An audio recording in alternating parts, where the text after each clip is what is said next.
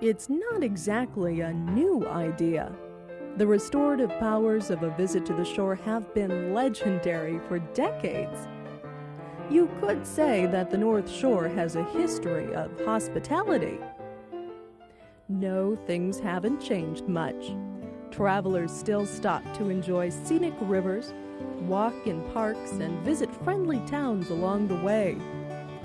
There are many beautiful places to stay on the North Shore, but few have as long a history as the Lutsen Resort. Located about 90 miles north of Duluth, at the mouth of the Poplar River, the Grand Lutsen Resort and Sea Villa began as the homestead of a Swedish immigrant.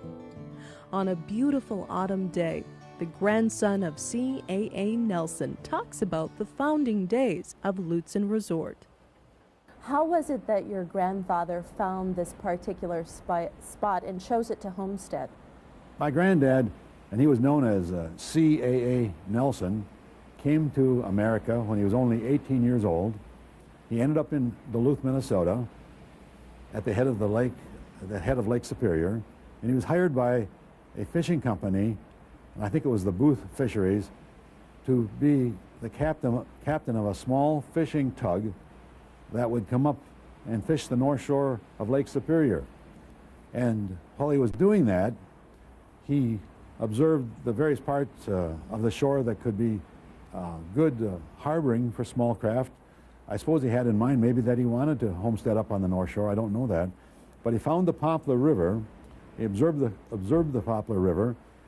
And at that time, it was possible to bring a small boat into the mouth of the Poplar River. You can see it right down here. And they could tie their boats up in that and have a safe harbor. And therefore, they could fish from this location, and they could receive supplies. And so he decided to homestead.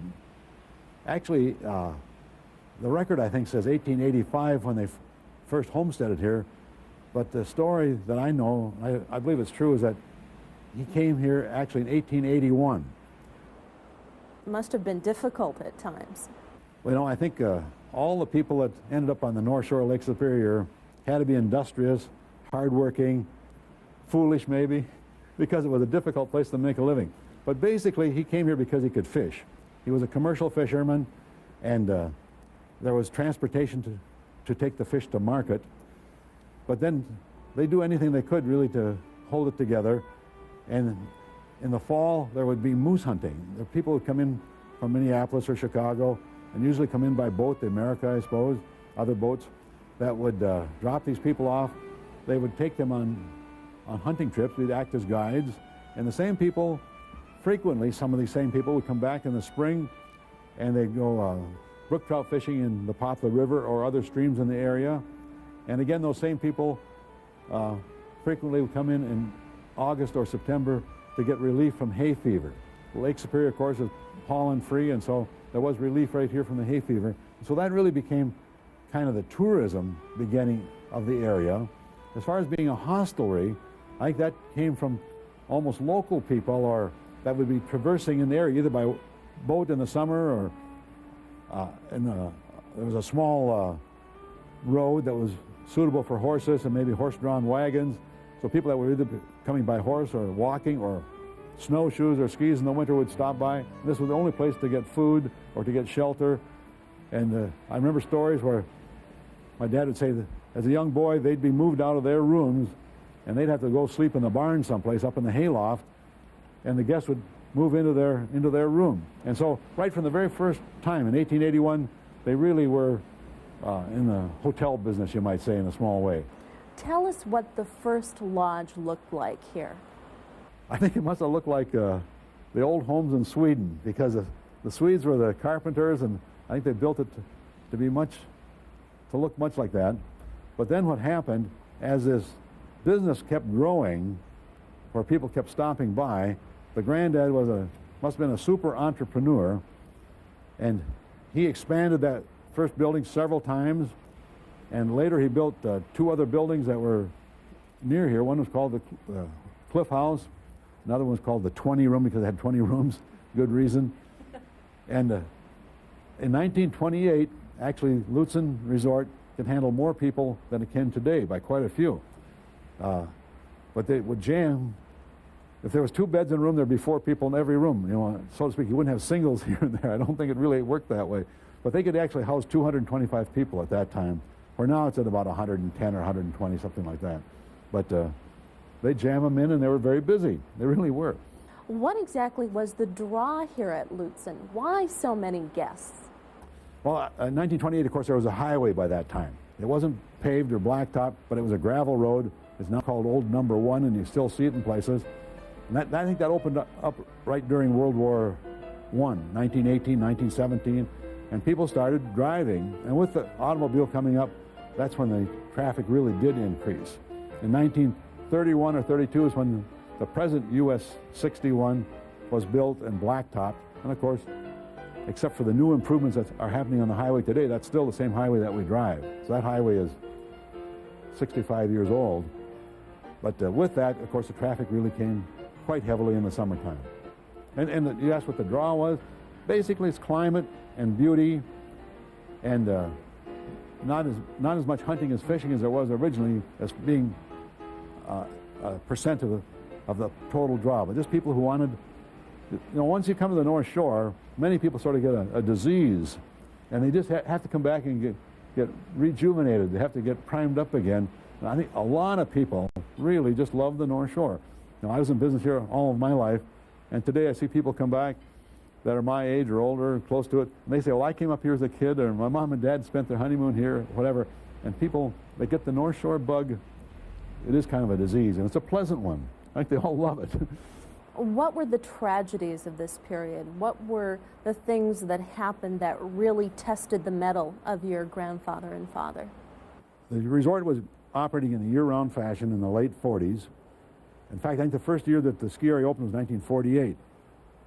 My dad had the main lodge, which had 30 rooms at that time, winterized, and they'd put bathrooms in every room and so on. So it was really a pretty, at that time, up-to-date building. Unfortunately, before they ever opened for the winter, there was a fire in December of 1948. Absolutely devastating. The ski area was opening for the first time. The place was luckily reserved to capacity for the New Year's Christmas holiday and for weekends beyond that. And the fire happened in early December, destroyed the entire building. So what the folks did is they operated the ski area, and they had the Cliff House building, which is another building that was winterized, and they operated that on a very slim basis. But they did operate, and they started construction of a new building to replace the main lodge in April of the next year, which would be 1949. And there was a fellow, an architect by the name of Edwin Lundy, who was also a young man in those days, but he'd built a number of vacation homes in the area, and they were of old Swedish type architecture. Lundy actually was a Scotsman, but he loved the hewing and carving of that the Swedes did. He'd visited and studied Swedish architecture in Sweden, and my dad and he were good friends, and my dad respected his architecture, and they made a deal. Dad hired him as an architect to design his main lodge, and copying and the old Swedish type architecture, the hewing and the carving, the rock, all of which you see here. And I think Edwin Lundy did a wonderful job. The building even now is 50-some years old or 60 years old, but it still is really kind of up to date. The dining room, which can seat over 200 people, is still a very pleasant dining room right here on Lake Superior. I think it's perhaps the nicest dining room all of the North Shore of Lake Superior. And the lodge has modern rooms, all done with the white pine paneling and the heavy timbers. And in any case, I think Lundy did a very good job. It's a building that just doesn't really get old. It was kind of old to start with, and it just sort of stays that way. But our guests have enjoyed it throughout the years, and I'm really very proud of it. Cascade Lodge is located 100 miles north of Duluth, adjacent to the scenic Cascade River State Park. The area is a favorite with serious hikers and more relaxed vacationers alike. The original lodge was built back in the 1920s. What might we have seen here before the Cascade Lodge was built? Well, in 1910-15, there appears to have been 2 or 3 homes by the mouth of the river, Cascade River, which is a quarter of a mile from the lodge. And it was, you know, during that time, this clearly was a wilderness area right down to the shore. This area was also logged over around the turn of the century. There was a lot of logging right in this immediate area. And so some combination of the people that made a living fishing and perhaps loggers that, you know, discovered this area, and we got the little creek that flows through the property, and it's a bit of a valley in the midst of the mountains. It was kind of a natural place to, I think, establish a resort.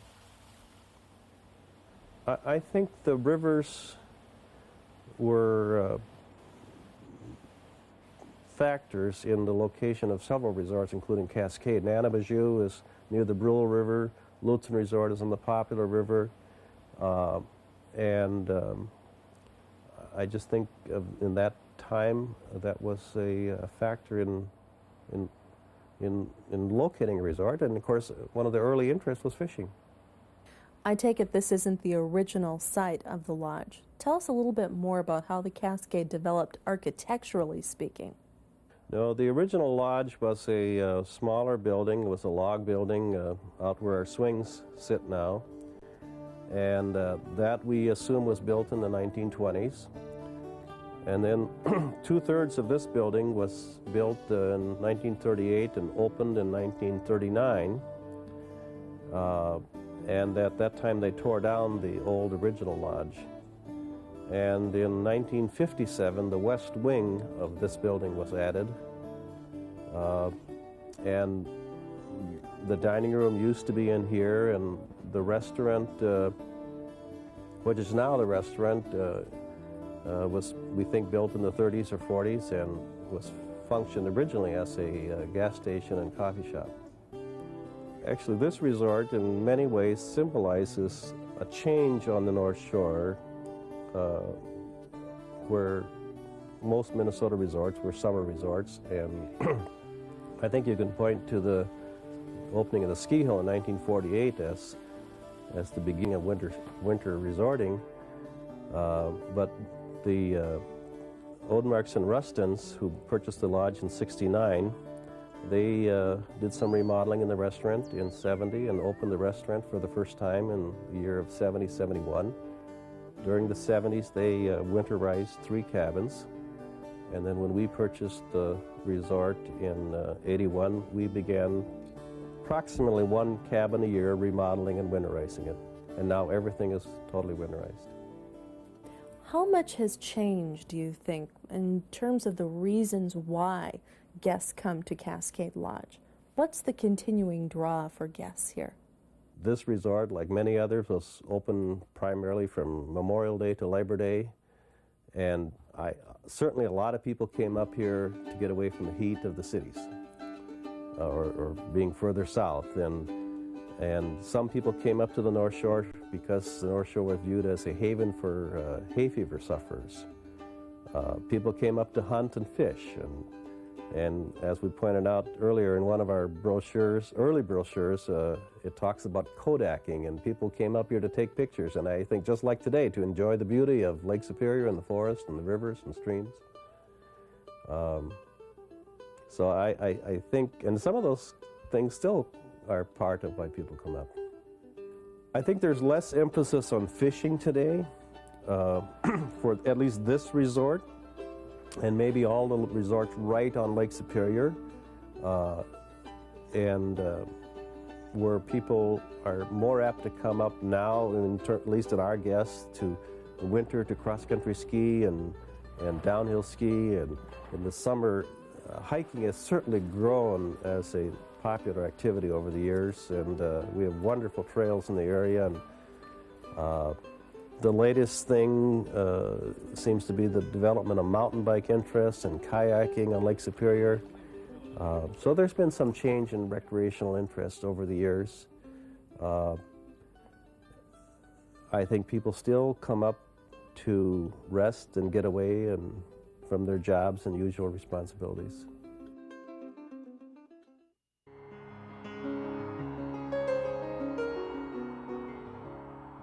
Continuing north up the shore, we come to the distinctive Naniboujou Lodge, just 25 miles from the Canadian border. Located at the mouth of the Brule River, the lodge was once intended to be a private club for the nation's wealthy elite. Bring us back to the 1920s and give us a sense of the era that gave rise to the Naniboujou Club. They had the idea of having an ultra-exclusive sportsman's club. They were going to have, this is what we have here now is just the beginning of what they're going to have. They're going to have more wings of rooms, riding stables, golf courses, tennis courts, kind of the whole thing so that you could get away from it all, and yet at the same time you'd have everything that you want at your disposal. People, when they traveled up, then they wouldn't come for a weekend, they would come for weeks or maybe the summer even. So, but the whole feel was, even with that dining room that we have in there, the whole thing was kind of a grand scale and just a, you know, just the grandiose plans they had with it. Is actually what they planned on implementing here. What would club members have done for recreation back in those days? In their prospectus they said you could even bring the women along as well. They had little rooms and towers that they're going to have where they could sew and watch the kids and everything. So it did sound like it was more emphasis where the man could go out and kind of hunt and fish and everything all day. So I think it was more or less what you actually, you know, if you felt like playing tennis, great. If you wanted to go out, they were going to have some more buildings back up where they're going to purchase. They had 3,300 acres and a mile of lakeshore, and they were going to purchase an additional 6,000 acres. Back there they would have some hunting cabins and everything as well. So again, it would be more or less how the spirit led, you know, if they felt like fishing or hunting, they could go out and do that. Otherwise it would be, you know, involved with some of the things that are a little bit more local. I think the movement of the day was, my understanding, was a lot of these big clubs. I mean, I hear one's out in New York. In fact, somebody thought that this was based on one in New York, and I wouldn't doubt it because one of the drawings was, and I'm sure some of it is to create the activity on the lake, but I always consider that somebody was probably in New York sketching the picture, the drawing, because it has people swimming in Lake Superior there, a little cabana set up and everything, and Lake Superior is quite cold. So it's interesting just to see that. So I always assume that it's probably somebody from a distance that probably created some of the drawings in the first place. But I think it was kind of the movement of the day, some of these big clubs. Who would have been considered for membership in this club, and what would they have to do in order to become members? They had a board of governors, 24 on the board, and any two could potentially blackball a potential member. We have a prospectus, the original prospectus that was given out to prospective members, and it doesn't have any indication of membership fees or anything. And I'd imagine that if you had to ask, you probably wouldn't have been a potential member. My understanding, though, is it was a $175 membership fee with the $25 annual fee. You know, so you know, it sounds attractive now, but back then, like, you know, that would have been big dollars. Who were some of the big names that were members of the club? Well, they had Jack Dempsey, Babe Ruth, maybe some have heard of Ring Lardner. They were some of the big names of the day, and again, that was part of the grandiose thing, I think, is that my understanding those were some of the biggest, particularly Jack Dempsey and Babe Ruth, were the big names of the day. So they were trying to attract people. You can kind of be buddies with these guys by being members of the club. But they were some of the bigger names. I've heard even at the opening, there's governors of Minnesota and Illinois presiding over the opening. They opened in July of 1929 with meeting the ship America, and I heard that it is the single largest gathering to this day in this county. A bunch of dignitaries came, and they started off with a bang. So that was in July, and it was October, of course, of '29, where they had the great crash. And being that they started without all the membership they needed, they were just trusting that others would come along. They began losing members even, and so then by the early 30s, the mortgage was foreclosed, and the whole dream of an ultra elite sportsman's club was gone, and they then began opening to the public at that point. After the 1932 foreclosure, who were the subsequent owners? Understanding the records that we've looked at again indicate that Arthur Roberts hotel chain then picked it up and ran it for maybe about 10 years. And it was still kind of more to the elite. We even have some postcards where they show a chauffeur out front, and I've talked to people that say their chauffeur would have to eat in the kitchen and that type of thing. There's a porter out front and another one. But then around World War II, it actually sat vacant for a number of years. There was a caretaker by the name of Happy Sather. I guess during that time, some of the furnishings suddenly disappeared, and it's in some of the cabins in the area here now. And then in the 50s, the Hussies took over, and they ran it until 1963 when the Wallaces, and we knew them quite well, and the Wallaces took over in 1963. Again, business was quite poor at that point. The economy in the whole area, I think, has really improved immensely since then as well. But at that time, it was still fairly quiet. And they ran it from 1963 until we came in 1980. Tell us more about the architectural style of this building and who the designers were. Well, it was Holsted and Sullivan were architects. They were from Duluth. And actually, that's where the whole plans did come from. They hired they subcontracted a fellow by the name of Antoine Gouff, and he was a French-Canadian that actually painted the decor in the dining room back, of course, in the 20s when they built it. My understanding there is that he painted the ceiling panels down below, and then they were attached up above. The walls were then, people talked about him being up on scaffolding, but that still is the original painting from the 20s. It's never been repainted since then. And then also there was a fellow, I don't even know his first name, but a Swede by the name of Carlson that did a number of fireplaces in the area, and he was the one I talked to as tender that said that he helped him build that fireplace that you see at the end of the dining room, which is, still just quite a work of art. There again, I heard that he laid it all out on the floor and planned it and then put it up. For those who don't know what a tender is. He was his helper. He was the one that did the grunt work. He brought all the stone, and I asked him, it's supposed to be 200 tons of native rock right down from the lake. And I asked him if in fact it is 200 tons. He says, every bit of it, I carried it all in. So it is, there's huge pilings and everything below. I mean, Santa would have no problem coming down the flue. It's just massive. Can you tell us any more about the dining room and what the motifs painted in it actually mean? It's a Cree Indian motif. It's an authentic Cree design. A lot of people question that. They say it looks Mayan or whatever, but the historical records show that it's an authentic Cree design. Supposedly Antoine Gouff was an Indian historian, so it is an authentic design. Along that lines of what I did think of one time when we were talking is they never, a lot of the people that put time and effort into this building, I guess they were never, because it crashed, they never were paid. And so some of them were given stays here as a form of reimbursements or whatever. And in fact, in the dining room, there's a lot of speculation always, because overhead in the dining room, there's the chandeliers, and they're made out of primarily paper. They're the original ones still there. The ones along the outside of the dining room, we replaced a couple years ago, but they're based on the original. They look exactly the same, but they were just sagging so much we had to replace them.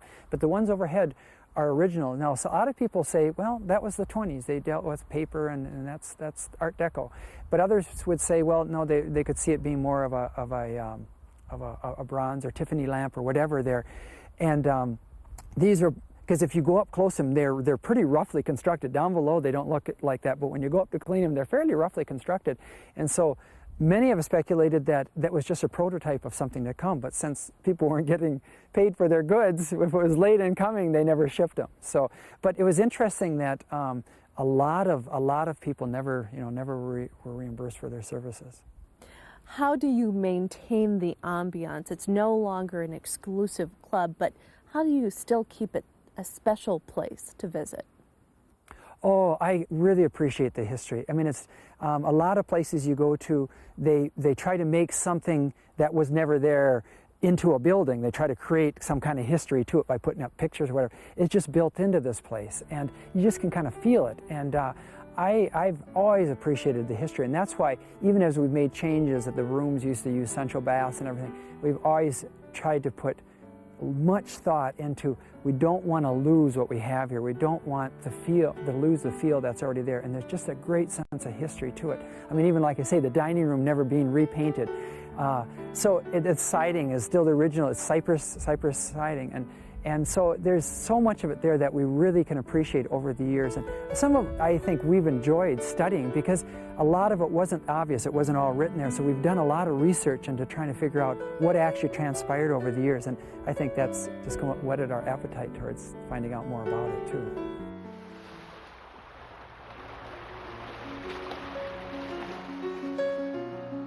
And so the shore remains a place to relax and regroup, to stop and absorb the unique beauty of Lake Superior.